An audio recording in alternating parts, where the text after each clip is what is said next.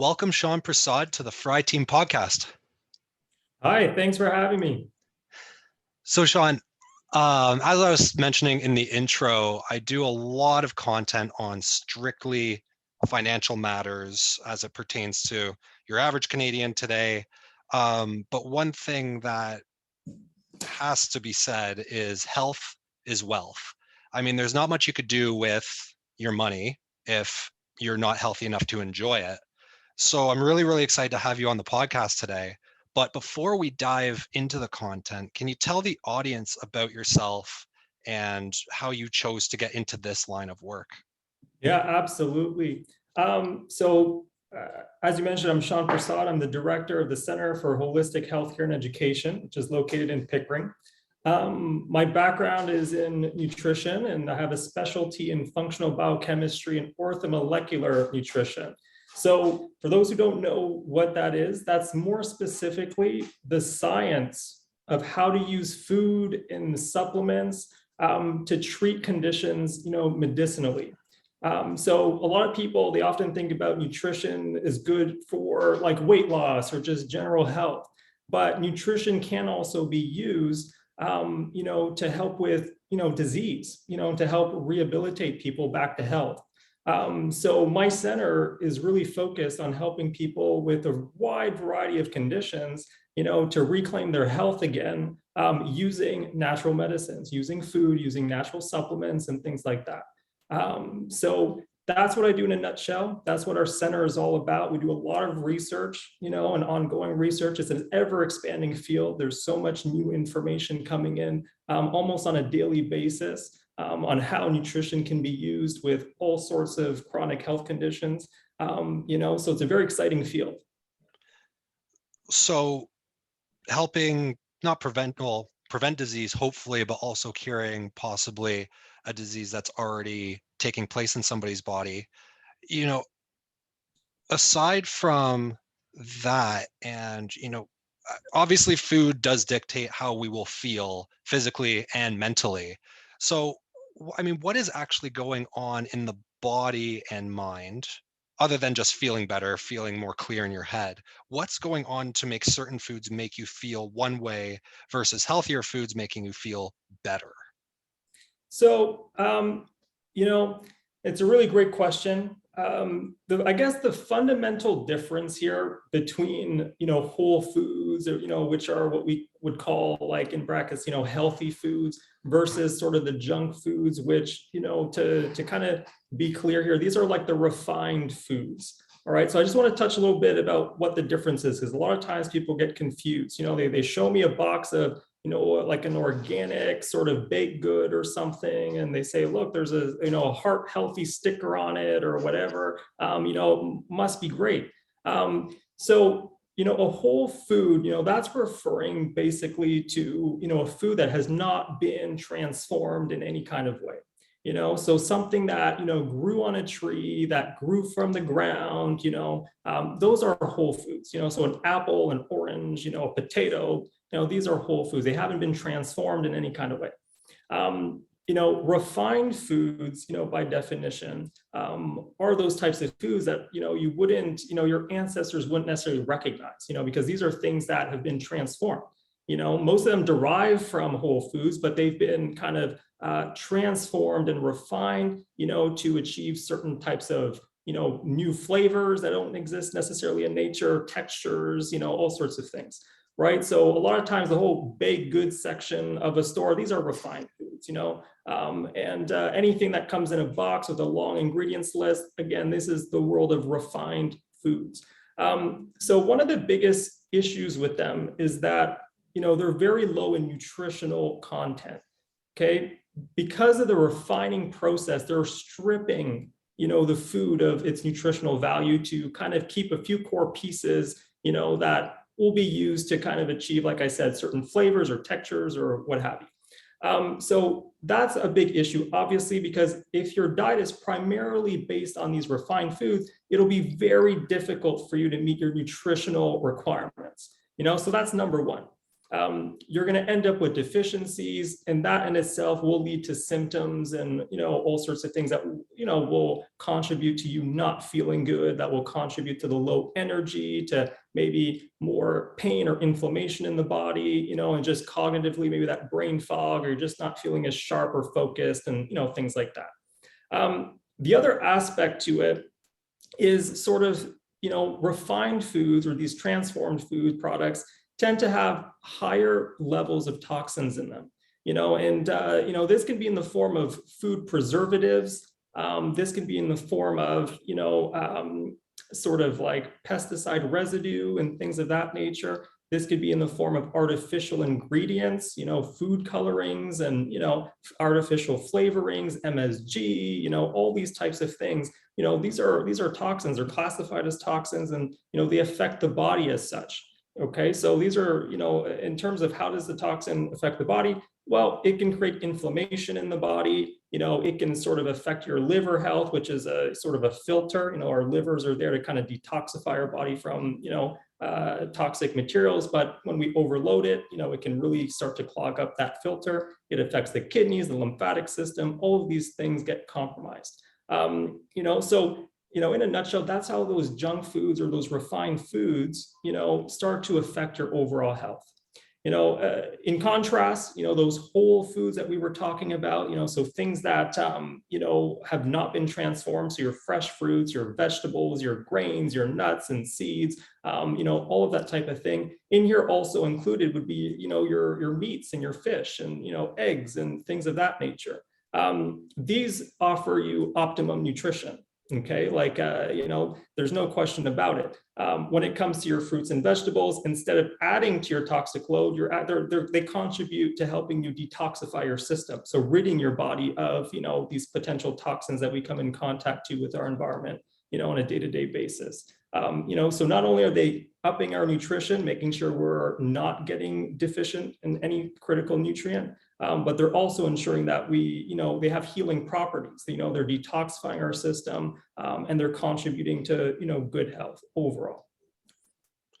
So I'll play the ignorant card here, maybe because it just seems so obvious, almost painfully obvious, that whole foods are obviously better for you than refined foods.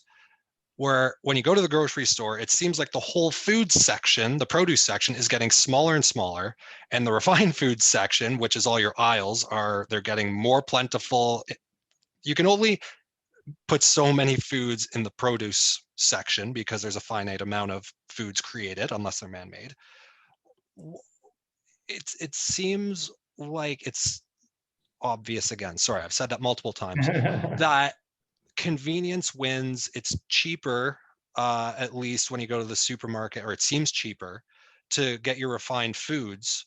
But if my thesis is right, where whole foods are better, which is what you're saying, why don't people focus more on whole foods? Why is it that they seem to they'll fly through the produce aisle, they'll go through the refined foods section, have 0 whole foods in their basket, knowing that whole foods are better? I mean, what is it here? Is it lack of education? Is it lack of desire to just want to eat whole foods? Is it the sugars have that addiction strangle on people to want to only get refined foods? Because I think everybody knows whole foods are better for you. Why do you think people stray away from that section of their nutritional value? Yeah, that's an awesome question. I think there's multiple reasons at the end of the day. Like you mentioned a few things, like sometimes maybe a lack of education. I think that's a big one because, when you ask people what is a healthy diet, even if you just put that into Google, what is a healthy diet, you're going to get all sorts of search results. You're going to get information. There's always new ways of thinking about things. There's new trends constantly. There seems to be a new diet trend every 6 months that, totally changes, people's idea of what healthy is supposed to look like. So I think a lot of people are just generally confused as to what's supposed to be good for you and what's not, so I think that's one thing. I think, like, on another level though, there's a fundamental kind of issue that goes, even beyond all of that. And I think it has to do with a belief at a kind of societal and cultural level in, what's called genetic determinism. And this basically, in simple words, this is like a belief that we're victims of our genes. Okay. So a lot of people, they have this idea that, well, disease runs in the family, and how many people catch themselves saying that? Disease runs in the family. Like everyone in my family has some heart condition by the age of such and such. I'm probably going to get it too. Like everyone, my dad has cholesterol issues. I'm probably going to get it too. Or diabetes, it just runs in the family, right? Now, when you have that sort of belief in your mind in terms of like, your genes determine your health, even if you don't verbalize it that way, not everyone's going to be like, oh yeah, I believe in genetic determinism. A lot of people don't think about it, and that's the issue. Like it's ingrained in our culture, that we have this idea that if it's, my parents had a certain thing or my grandparents had a certain thing, I'm destined to get it, right? So I think at like a deeper level, there's this kind of sense of, well, if I'm destined to get certain illnesses based off my genetic makeup, then what impact is nutrition actually making, overall, right? Like, is the food I'm eating and the decisions I'm making, is that really going to do anything, or am I genetically doomed to get it either way? So I think that as people grow up, with this kind of belief at the back of their mind, there's not a lot of motivation to make all that extra effort. And like you said, sometimes putting in the extra money, and all that kind of stuff, to make all these healthier food choices, if you're destined to kind of follow in your parents' footsteps anyways. Okay. So, on that note, I want to kind of maybe shake things up a little bit for people and kind of maybe share a little bit of the newer research on that topic, because it's important. Because if you do think that your genes, you're basically doomed based on what's programmed in there, you're not going to have a lot of motivation necessarily, to kind of better yourself in terms of your nutrition, because maybe you think like, well, how much impact will that really have anyways?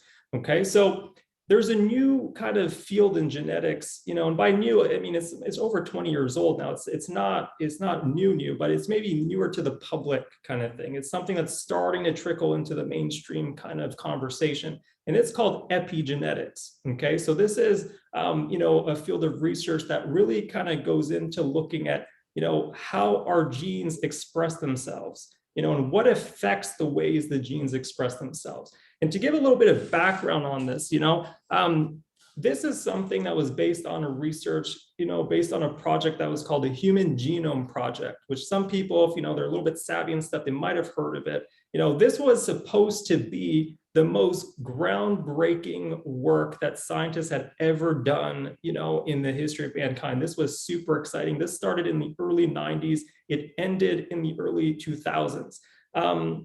This was funded, billions of dollars of funding went into this by the US government, the National Institutes of Health. It was an international collaboration of scientists, and they said, hey, we are going to decode the human genome once and for all, and we're going to have, godlike power over, disease and everything, because we're going to understand all the genes and what they do and all this stuff, and it'll be amazing. We're going to understand the genetic determinants for every disease out there. We'll be able to kind of, do all these genetic treatments, and that'll be, revolutionary. Now, scientists were baffled when the results started coming in, okay, of the early findings of that project. The first thing that they discovered, which is mind-boggling, is that humans had just a few more genes in their genome than a fruit fly. Okay, so a fruit fly has somewhere close to about 20,000 genes in their genome, and humans have about 23,000 genes in their genome, right? So relatively speaking, just the extra few thousand, like in genetic terms, it's just like an extra few kind of thing, really. And they were baffled. They thought that for sure humans would have the most complex genome out of all the animals. And it turns out most animals have more complex genomes than we do. And we're just, a few genes away from a fruit fly. That was one of the first things that came up, and they didn't know what to make of that. They really didn't expect that at all. They figured that humans, with all their complexities of the biology and how advanced we are as a species, that we would have the most complex genome, and it didn't turn out to be that way at all. So that was like number one. And then the other thing they discovered of relevance here is that they discovered that only about 5% of all disease could be attributed to an inborn kind of genetic problem or defect. Okay, only about 5%, which means that 95% of disease and illness and things like that were being influenced by other factors outside of the genes.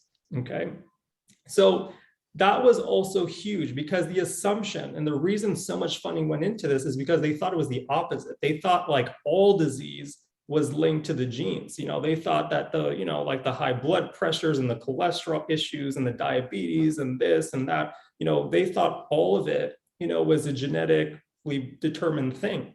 And what they realized is that the environment that we live in, our food, our nutrition, our stress levels, all these types of things, it turns out that it plays a much bigger role than any genetic factor, 95% of the time at least. Okay, so this should be like a huge light bulb moment, for people, in understanding that just because certain illnesses may have run in the family, it doesn't mean that you're doomed by any means. It's really a matter, of taking things in your own hands. Okay. You're the author of your own life, with this new research. Right? Your life isn't determined by your genes. How you live your life determines how your genes will express themselves and how healthy you will be as a result. Okay, so that's a huge thing. I hope it breaks, that information, that new research. I hope it helps to break some of those kind of strong beliefs sometimes that people have. I hope it gives new hope, that just because you've seen, a certain trend in your family, it doesn't mean you are destined to go through the same thing. You can definitely, break that pattern, that generational pattern, if you will, and, be healthy.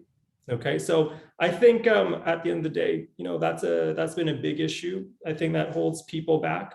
But I hope that information kind of sparks a renewed hope that, maybe I should take this healthy eating thing a little bit more seriously. That what the fruit fly information, the 95% of diseases that you might be predisposed to don't have to be that, or it doesn't have to be that way. That's wildly interesting. Because I love reading about how to be more healthy, learning about it, whether it's documentaries or a newspaper article or whatever. And time after time, I will see folks will have, let's say, diabetes or high blood pressure, high cholesterol. And like you said, they almost have a defeatist attitude where it's, oh, well, I have it, nothing I could do about it. But granted, this is a small sample size, because how many documentaries on food are out there, and how many of those documentaries have somebody that has reversed the trend? But it sounds like what you're saying is give or take 95%, which is the vast majority. Your environment determines how your body will show the genetics that are kind of predisposed from ancestors. Yeah, absolutely. So let's take, for example, somebody with, I don't want to point any certain disease out, but what are the common things that you see in your practice where somebody will come in with any of those diseases that we spoke about? What is there a common denominator on what they're currently doing versus down the line when you've worked with them, or if like these folks in these documentaries have adopted a healthier lifestyle? What is the big difference when they come in versus the new version of them when they go out? Absolutely. So, basically this question brings us back down to, well, what is it that's causing disease then? If it's not, like, again, like majority of the time, if it's not in the genes in particular, well, what is it? And so here there's, a few like key defining factors. All right. So one is their nutrition. Okay. like guarantees through nutrition. If there's deficiencies in the body, that is a reason why we develop disease. Deficiencies are linked to disease, and very specific deficiencies result in very specific symptoms, and that puts you on trend to develop a full-blown disease that will receive a diagnosis, at some point. Okay, so chronic deficiency from poor nutrition will lead to disease and a diagnosis down the road, guaranteed. That's probably one of the biggest causes for disease. Okay, the next thing that's very important is toxicity. Okay, and this is an ever-growing problem, and in fact, it's more of a new problem for humans than it's ever been.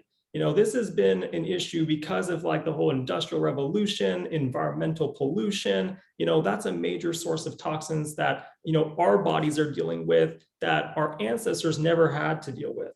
Okay, so we're being faced with challenges. Our livers, our kidneys, our detox organs are being introduced to chemicals and, toxins from the environment that it's never had to deal with in the past.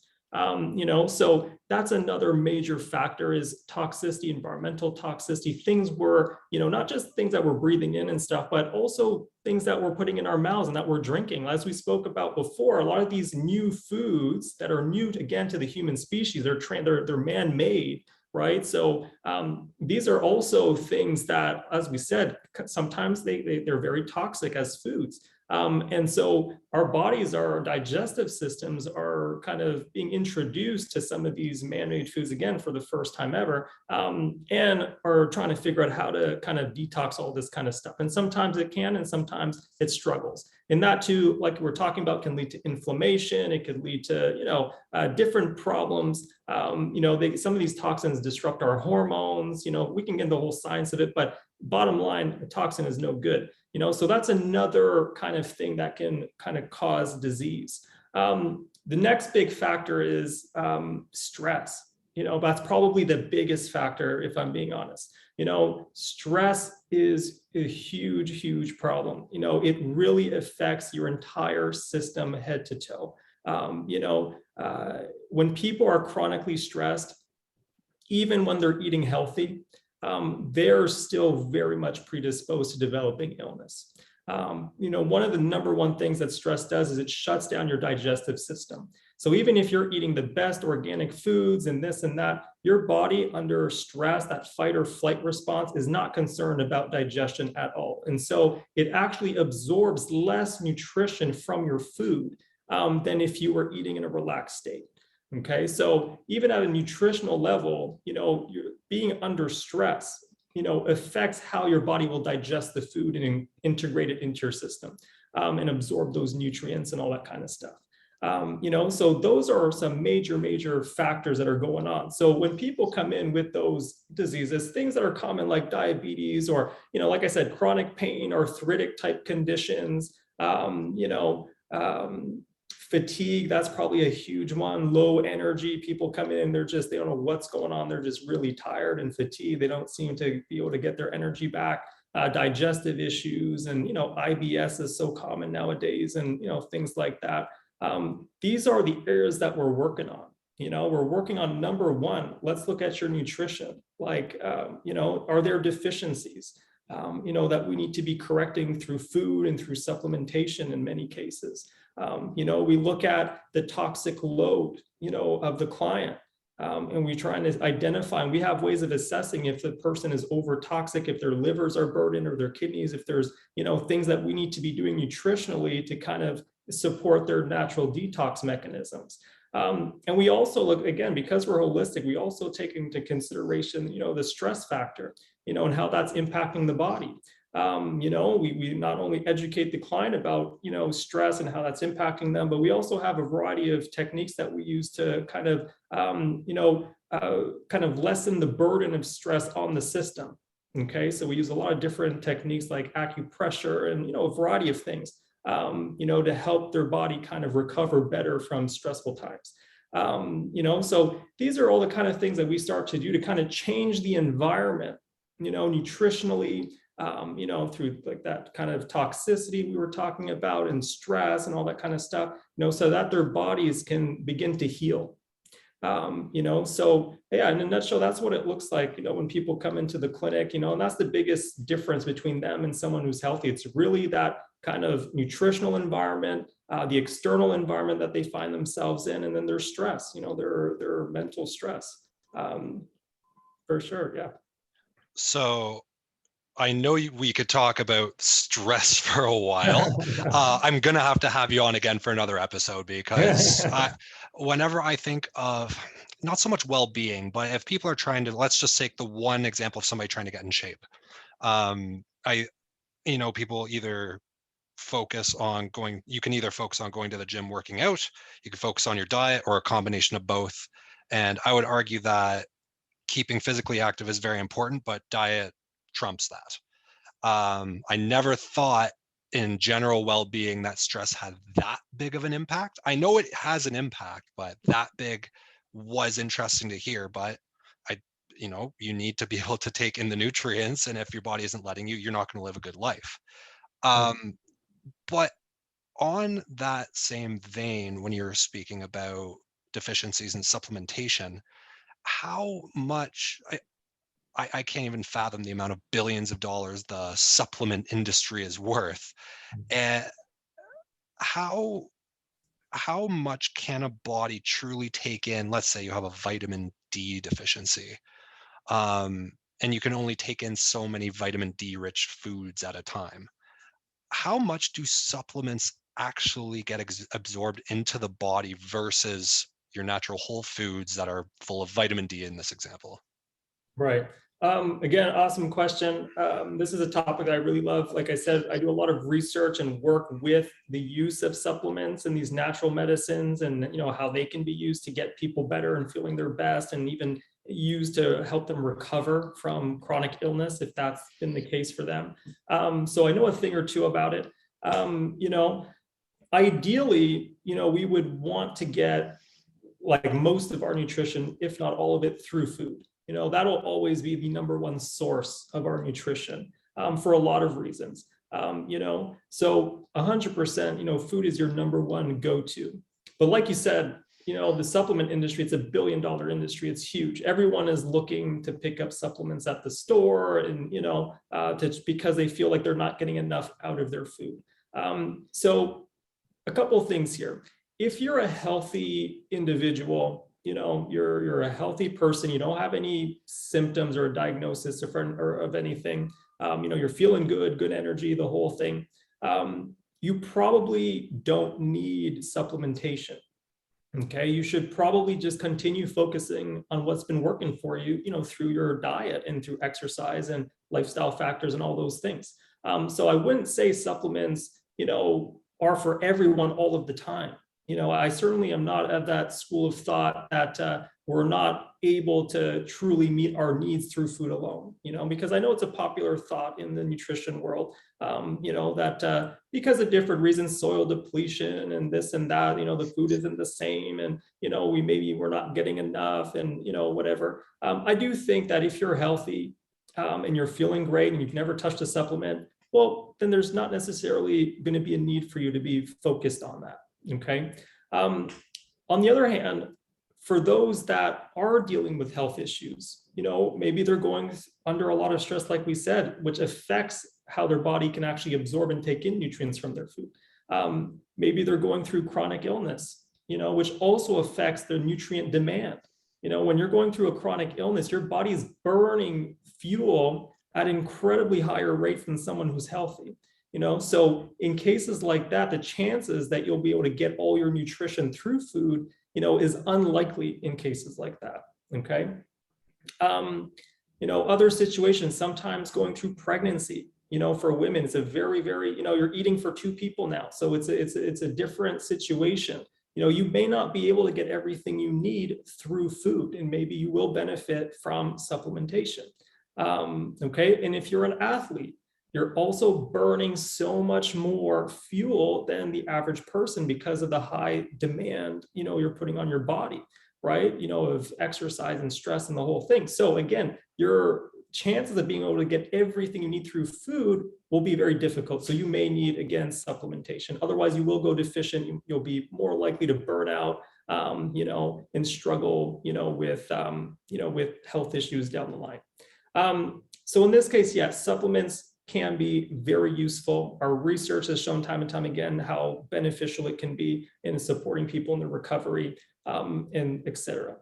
Now, quickly on that note, I do want to highlight that I really don't think people should be of their own just walking in blindly into a health food store and grabbing whatever, is off the shelf, or grabbing things based off of something they read, or something they heard, or whatever. So you're not going to hear me talk here in terms of the top 3 supplements you should go and buy right now, or this or that.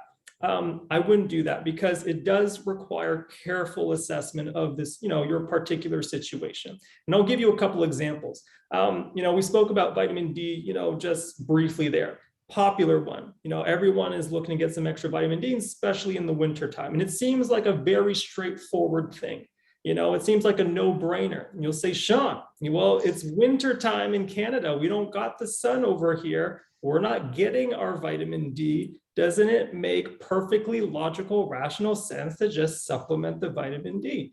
And, by all means, you'll hear a ton of health experts and everyone just chime in and say, of course, so critical for so many things.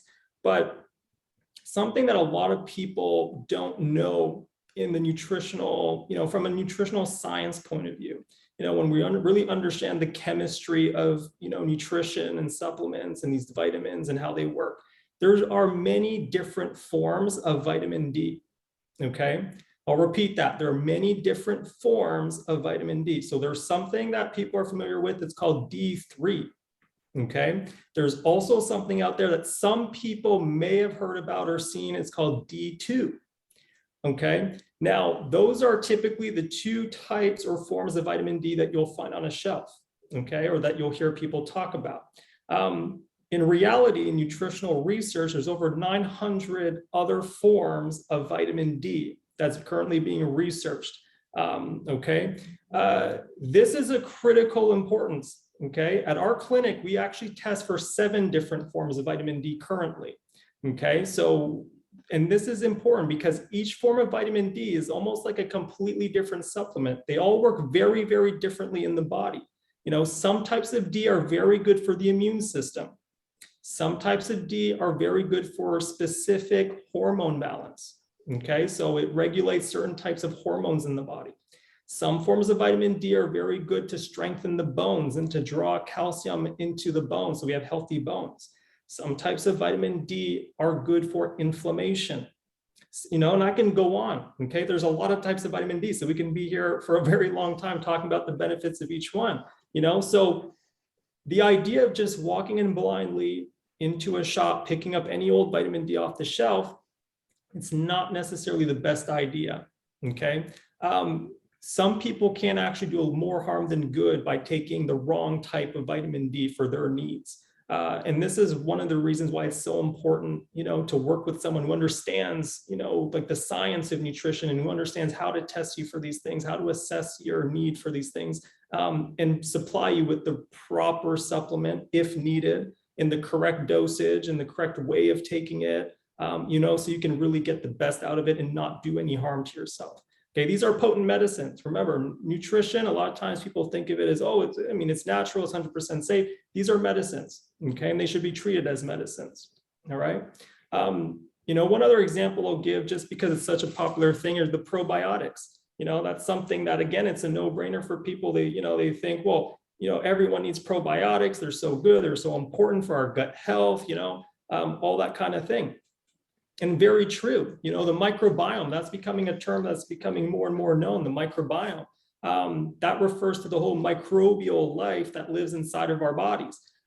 Critical. Now, what's important to understand is that in the digestive system alone, there's over 5,000 different species of probiotic bacteria that have been, discovered today. And that number keeps growing. The more they develop ways of, measuring these bacteria, they're realizing there's even probably more than that, in the healthy digestive tract. Now, when you go to the store, and you pick up a probiotic, what species of probiotic is in that supplement? Most people don't even know. They don't even pay attention. They don't even ask the question, right? And I'll tell you right now, like the average supplement in the store only contains a few species, 1, 2, 3. maybe 5 or 10 different species with some brands that they call broad spectrum, but that's 10 species out of over 5,000. Now, how do you know that those particular species are specifically what you're missing, right? So it's a much more of, a fine tuning than that. We can't just walk in, grab any bottle that says probiotics on it and think that we're doing ourselves, good. It's much more of a intricate kind of, situation there. It requires a lot of expertise to determine if probiotic supplementation is the right approach. And if so, what species are depleted in your case so that we can specifically replenish those ones. Otherwise we can actually throw off the balance of, that microbiome. And again, we can, sometimes do more harm than good. Okay, so supplements, very important, but you got to use them right. And to use them right, you got to work with someone, who understands this world and, who's a professional and can guide you through it. There's just so much to unpack there. So with vitamin deficiencies, with trying to figure out which probiotic is right for you, because I will totally admit that I'm one of those people that when I see those commercials for drinkable yogurts, for example, that's the one that comes to mind. Yeah, Oh, okay, I have that. My entire microbiome is set. We're settled. A big buzzword, I don't even want to say lately, but for as long as I can remember, is superfoods. And when people are deficient, well, maybe not feeling deficient in a particular vitamin, because how would you know if you're not a professional? You could go online and look up the top 10 superfoods, and you'll have some of the same ones on the same list, some have different ones. But in your opinion, are there a true such thing as a superfood? And what does a superfood really mean? Can it be a silver bullet to not being sure what type of vitamin deficient you are if a superfood could, at least as it's advertised, we can not cure it all, but we can be a pretty holistic food all in one go? Right. So here's the deal with superfoods. I'm not a huge fan of the whole superfood kind of thing, right? The term was really coined because of like marketing kind of purposes. And very often when you look at, superfoods or what's on the list of superfoods, it tends to be some kind of exotic, sort of fruit that, someone had to pick and, maybe fend off or wrestle with a monkey to get to some magical berry or something. And it found its way over to America, and now they're calling it a superfood, And by all means, I'm sure, the nutritional value of those, foods are great. Like, of course, these are, again, natural foods, and, they're coming from prestige jungle or, wherever it might be coming from. Of course, there's going to be a lot of great nutritional value to these things. But I don't want people to get lost with this, because very often this is really just a marketing kind of thing. When it comes again down to like the nutritional science of food, whole foods in general should all be considered superfoods by definition. They're all great, and people shouldn't be ranking them like that. And and say, well, I eat my goji berries every day, so I don't need to. I'm set. I don't need to be touching or worrying about getting other fruits or vegetables in my diet or whatever. Because I eat my handful of goji berries, and that's all I need. It doesn't work out that way. Okay, so what I'd rather people focus on, is the quality of the food that they're actually eating. Okay. So this means, buying organic, being careful with that, buying local, in the summertime, make yourself a garden. There's nothing better than, freshly grown produce right in your own backyard. In fact, the nutrition from that, is incredible. And there's no question those little cherry tomatoes that you grow on your deck in the summer and you pick right when they're ripe, everyone knows how much better in quality that is, even just taste wise and smell, so rich in flavor and nutrition and everything, and that can't be beat, when you're growing food at home. If you don't have that luxury or time, like I said, do your best to go to those local farmers markets and things like that.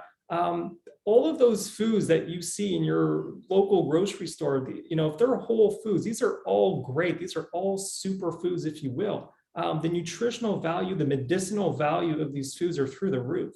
So we shouldn't, focus our time and attention on finding the latest exotic kind of, thing out there that costs an arm and a leg, usually to get.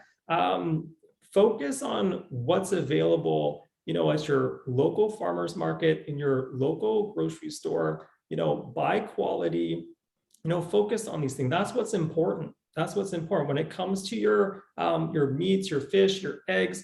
Be careful. Okay, there is a difference between your average supermarket quality meats and eggs, that went through like the whole factory farming cycle and the whole kind of things. Maybe there was introduction of antibiotics in the feed for these animals, or hormones, or what have you. There's a big difference between the quality nutritionally of those meats and eggs, versus free range animals that were grass fed, and eggs that come from free range farms where chickens had the freedom to run and eat their natural diets and things like that. This is much higher quality, and there's much better nutritional content to these types of foods. So we should spend more time focused on choosing quality, with everything that we're buying in terms of foods and that we're consuming. Instead of just kind of ignoring that and then just saying, oh, well, I got my acai berry drink and I got my, this and that, so I'm good. Okay. We have to take the whole diet into context here and make sure we're doing a good job all around. Like I said, not to mention, if you do happen, to pick up some of these, goji berries or what have you kind of thing, it's great, but don't ignore the rest of your diet because of it. Okay. All of it's super, super important.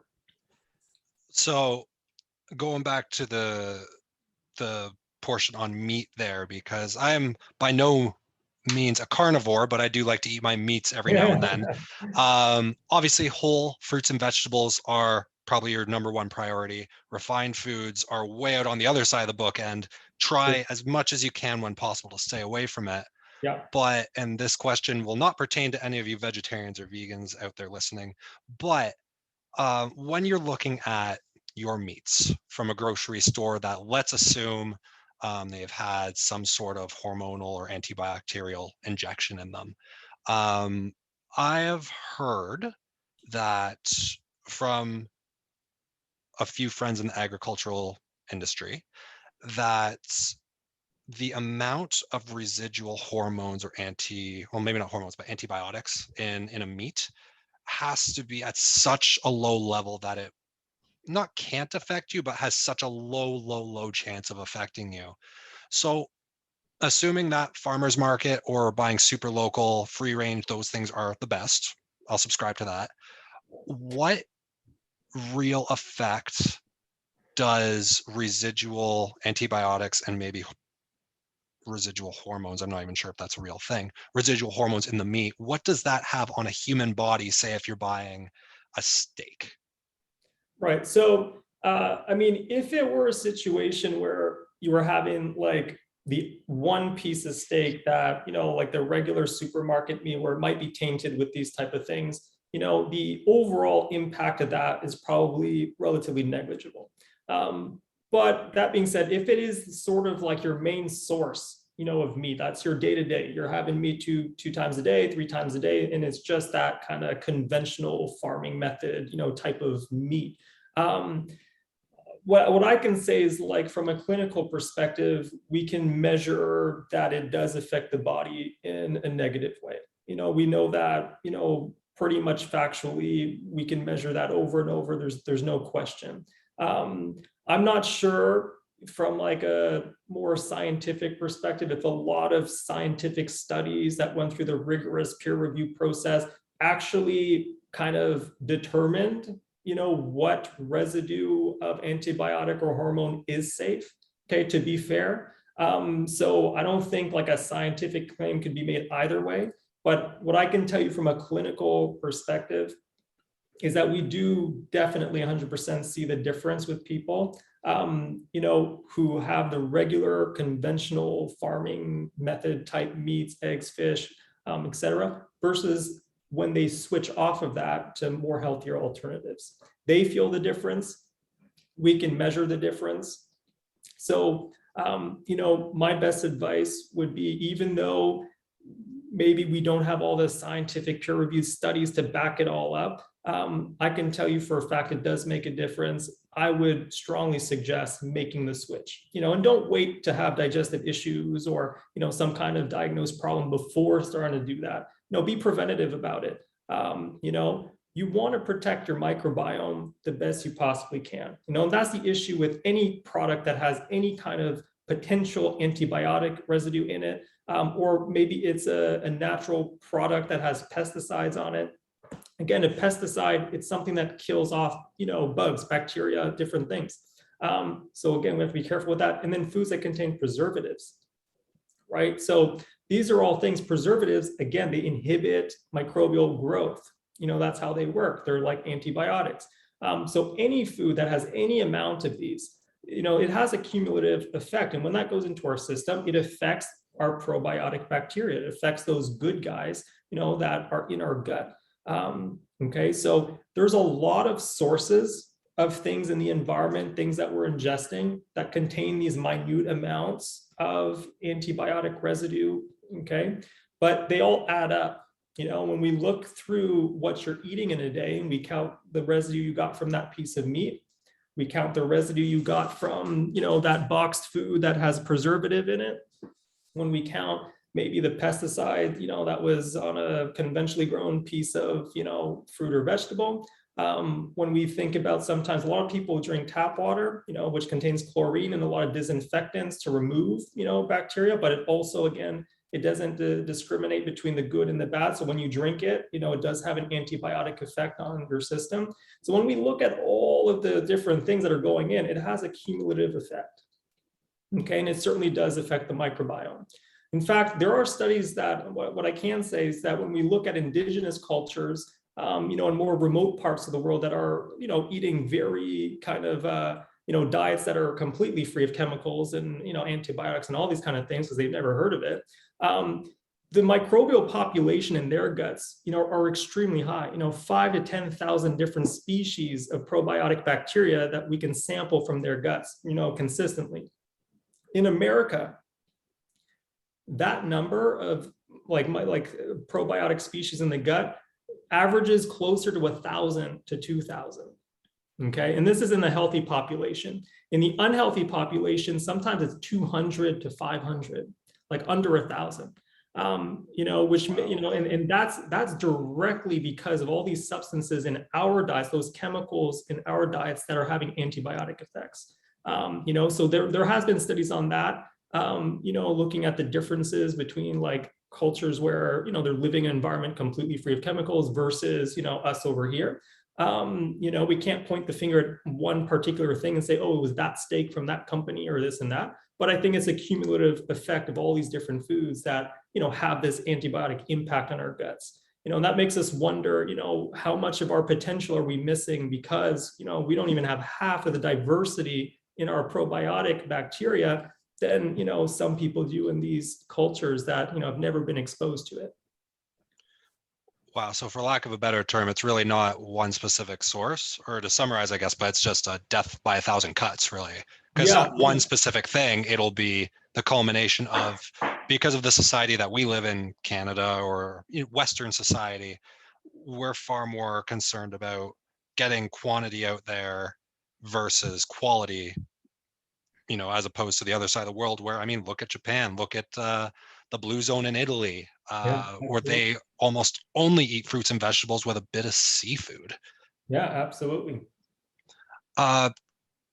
Before we finish off here, I did want to touch on a question I did get from a client who has some allergies. But I've also heard you speak quite a few times about food sensitivities.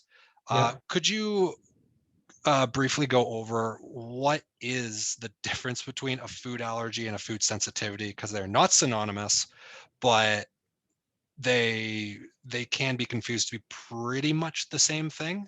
And how do you go about tests? I mean, a food allergy test is pretty obvious, I think, in most instances, but how do you really decide if, hey, I might have a food sensitivity here? How do you go about figuring that out?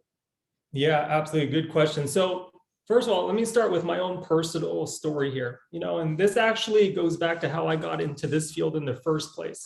When I was 3, I developed a very kind of severe anxiety disorder. Okay. And a lot of people don't even know this about me. I had a really bad anxiety disorder from the age of 3, very young age. It's very difficult for a doctor to justify that it's all in your head, when you're just a 3-year-old, going about your day, nothing crazy happening in your environment, not paying bills or, dealing with a pandemic or anything like that. But funny enough, I was taken to doctors across, Toronto. Some of the best doctors in the country are out here. We have some of the best health institutions, the best hospitals, we have really great stuff out here. And none of them could offer any answers as to what was causing the anxiety. And my family spent the next 10 years going from doctor to doctor to get different opinions, try different things, different types of doctors, to see if something could be done, because it was pretty debilitating. After 10 years of this, I was about 14 at the time. Okay, this had been going on for almost 10, 11 years at this point. We finally tried, a holistic practitioner, that was recommended to us. And it took one appointment and the anxiety disorder was finished. That was it. Okay, one appointment, right? 30 minutes with a holistic practitioner, who was able to kind of assess the body, head to toe, understand the root of the problem, and guide me in the right direction. Now, a big part of that, for me in my recovery from this anxiety disorder was a food sensitivity. In fact, it was a couple of food sensitivities. A lot of people don't know this. If you look at the latest research in neuroscience and psychology and psychiatric medicine, the whole thing, this is still not even a discussion amongst them, and this is years later. Okay, this is almost 20 years later, and it's still not even a discussion. Yet for me and for my clients, this is something that comes up a lot as a root cause for a lot of different anxiety related issues, especially those that don't involve any specific trauma or, things like that. So coming back to the question, what is these food sensitivities, and how do we distinguish that from an allergy? Okay, so, an allergy is something that, if you had a food allergy, you would probably know. Okay, it's something that would generally cause an anaphylactic shock, or once you eat the food or something like that, you would burst out in hives or, develop a rash or something like that. So it's a very immediate type of response. So most people, they discover they have a food allergy at a pretty young age when they, get exposed to the first time or something, and, something goes wrong, they go to the doctor and it's pretty much, settled at that time. There are tests that exist, and the most popular one is the skin prick test, where a doctor will kind of prick the skin with different, food substances and things like that, different allergens, and, to see the kind of reaction that comes up on the skin. And then they'll give you a little list of things that you might be allergic to. So that's one thing, okay? On the other hand, though, what's probably more common, with the average person is a food sensitivity, or what's called like a food intolerance, okay? So this is a different mechanism altogether, okay? So instead of developing maybe an anaphylactic shock or a hive or a rash, the symptoms are very different. And they're very obscure sometimes. It's very difficult to actually kind of say, oh, that was a food sensitivity reaction, because it can be things like acid reflux issues. It can be things like bloating. It could be stomach cramps. It could be, like constipation. It could be even things that are not what people would consider digestive symptoms. So it could be headaches or migraines. It could be low energy. It could be just a general feeling of heaviness, like you're just like lifting, like your legs have just turned into lead and you have a hard time kind of, going up the stairs. It could be pain in the joints, arthritic issues. Okay, it can be anxiety issues. For me, it was anxiety issues. I would have my anxiety attacks usually almost first thing in the morning, right after eating a bowl of cereal. At the time I was a kid, I was eating a bowl of cereal in the morning. I had food sensitivities to dairy products and wheat. Okay, so that was literally what not a good combo. That's literally what I was starting my day with, right? Is cereal with milk. And I was developing anxiety, shortly after that it would peak into like a whole, episode. And no one ever put the link, doctors, they don't see the link between food and these types of disorders. So when you don't know, you don't know. And that's why it was so easy to fix, because as soon as I took those foods out, there was nothing triggering it anymore. And that's what we see with our clients a lot, with, these types of issues. Once you take out the food sensitivity, a lot of times these symptoms, disappear very quickly. The other thing that's a little bit challenging with the food sensitivity is that sometimes the symptom kicks in anywhere between, a couple hours after eating to 14 days later. So it's a much more of a delayed response as opposed to an allergy, which is a very immediate response. So this can be missed very easily. And it makes it very difficult to put the link between what you ate, and then the symptom, right? So, that brings us to, how do you know it's a food sensitivity? Well, first of all, like I said, if you have chronic issues with any of those symptoms I mentioned, those digestive issues or whatever, if you have chronic illness of any sort, okay, arthritis or diabetes or, whatever it might be, blood pressure issues, you name it, chances are you have some form of food sensitivity that's contributing to the problem. It might not be the sole cause, but it's probably contributing in some kind of way. That's our experience in our clinic. Okay. Now, in terms of how do you find out if you have a food sensitivity, there are tests out there that exist. The most common one is called an IgG test. Okay, so this is a blood test that people take, and it can measure this IgG kind of compound that's part of your immune system and how it reacts to these different foods. And then they would give you a list of things that you might be sensitive to. Personally, this is a tricky test because it's easily influenced by a lot of different factors. So you have to sometimes take the results with a grain of salt and repeat the test frequently to kind of get updated readings and stuff like that. It's a little bit of a complicated way of going about it. In our clinic, we use a bit of a different approach. It's called neuromuscular biofeedback. And this is something that we use to kind of take measures, of the nervous system and muscular system, as we kind of expose the client in a safe way to different types of foods, to see how their bodies respond to it in real time. And this actually gives us, a very accurate and, better measure of how someone is responding to any given food. Right. So it's a novel approach. It's something that's not as popular in Canada as it is in other places such as Europe, in some parts of the US. It's something that we're doing a lot of research with. So far, we find it very useful, maybe more useful than the typical kind of blood tests and stuff to find those tricky to find kind of food sensitivities. But, bottom line is there are ways of discovering if you do have them. And then there's things obviously that you can do in terms of diet modification, to eliminate those from your diet. And then more importantly, try to understand what is at the root of that food sensitivity. That's my goal as a practitioner. I'm always focused on figuring out, why does that person have the sensitivity in the first place? What is it about their digestion that their body is not tolerating that particular food? So that's another important distinction with a food intolerance or sensitivity versus an allergy. Very often allergies, it's there for life. But in the case of an intolerance or sensitivity, usually there's an underlying factor, that, and it's a nutritional factor that can explain why your body isn't digesting that particular food properly.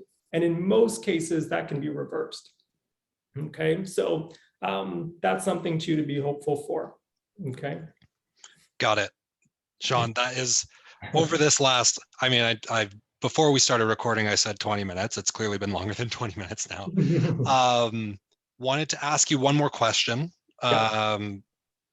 If you only had, you have such a breadth and wealth of knowledge here, but if you can only give somebody one of Shawn's pearls of wisdom to better their health, what would it be?